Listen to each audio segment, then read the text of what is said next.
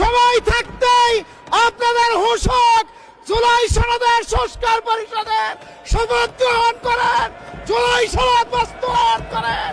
91 সালে জামাত ইসলামী সমর্থন নিয়ে সরকার গঠন করেছিল।